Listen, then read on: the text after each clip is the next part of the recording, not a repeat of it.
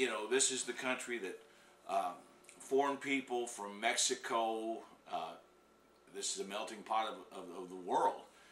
You have more different diverse ethnic groups in this country. I'm part Irish and part German. You have more diversity in this country than any other country in the world, and it's because this is where a people aspire to come to for a better life.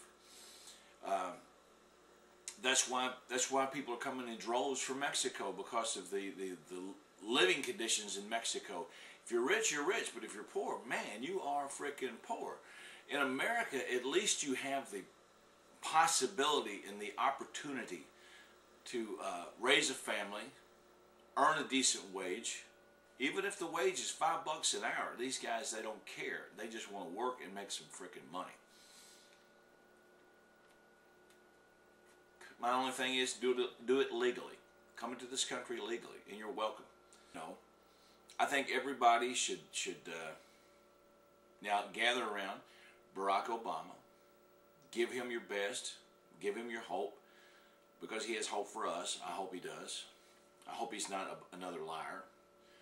I so far haven't caught him in a lie. As I said in one of my previous videos, my policy is I will believe you 100% until you lie to me the first time, and then you will have to prove yourself every day for the rest of your life to me to prove that you're not lying and to prove to me that you're telling me the truth. Bush hasn't done that. He's lied completely. And I've got another big question I want to bring up here in a moment. It'll probably pop up in the second part of this video. So make sure you watch part 2, unless we're already in part 2. You know, because I can't see the timer on the back of the camcorder.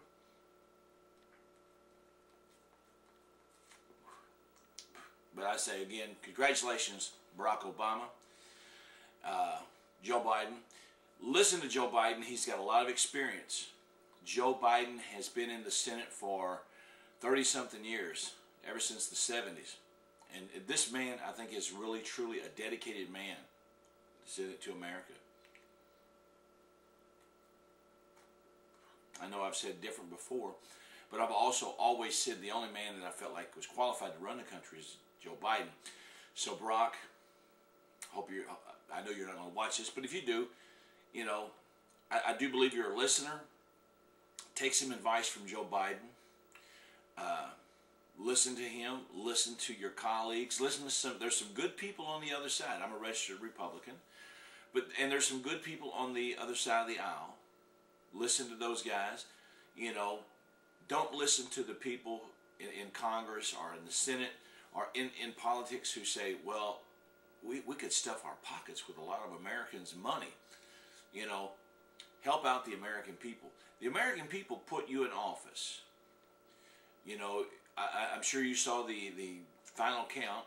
It was the American people put you in office with a pretty good enough margin where it's, you know, I don't know if you want to call it a mandate, but I would say they want change.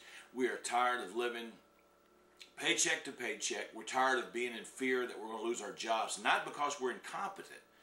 You know, if you lose your job because you're incompetent, that's one thing. Losing your job because somebody in another country can do it cheaper, that is something that we don't need to fear anymore. We need to get rid of that, and I hope you do that. Saw a thing in the paper. Circuit cities are closing stores down all over the country. Well, what good is saving a few dollars per unit to have your DVD players and TVs and things like that made in another country if the people that you want to sell them to in this country don't have jobs, can't afford to buy them, and then the stores that you have to sell them in are closed? Think about that, companies.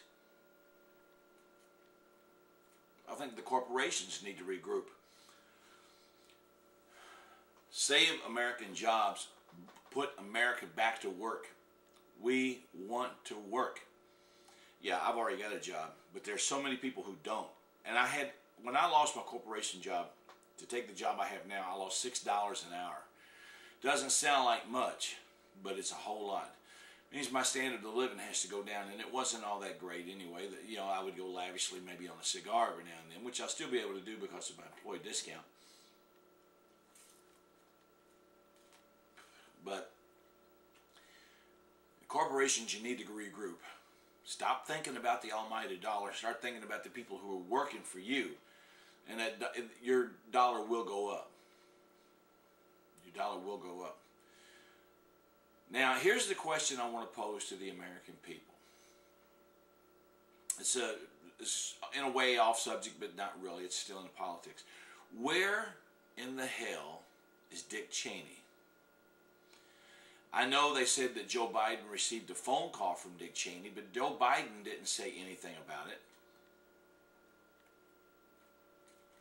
We haven't seen nor heard from Dick Cheney since who knows when. Now, poor Dick Cheney is in bad health, and I do not wish ill on that evil man. He is a very most evil man, almost on par with Henry Kissinger. Not as evil as Henry Kissinger, tad eviler than Lyndon Johnson, but still, I wish no ill on anybody. This is America. We need to help each other. You know, don't kick people down. But my thing is with Dick Cheney, my thing is, I'm wondering, has he passed on and we just haven't been told? It would be very interesting to see Dick Cheney in the inauguration next year when Barack Obama actually becomes the sworn-in president. I'm not wishing that Dick Cheney be dead. My only wish is he is out of office and cannot do anything else, and lose most of his money from Halliburton, because the way he got that money was very evil, ill-conceived, you know, and bad. You know, I think Dick Cheney's done some very sick, evil things in this country.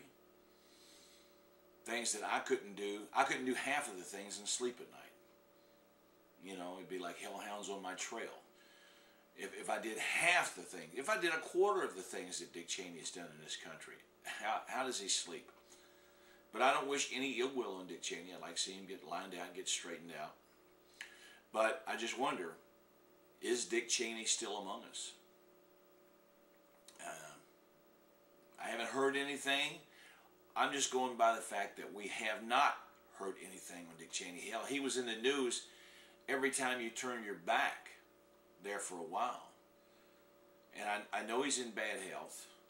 And I just wonder. It'll be very interesting to find out. If it turns out that he's not, remember this video of November 5th, 2008.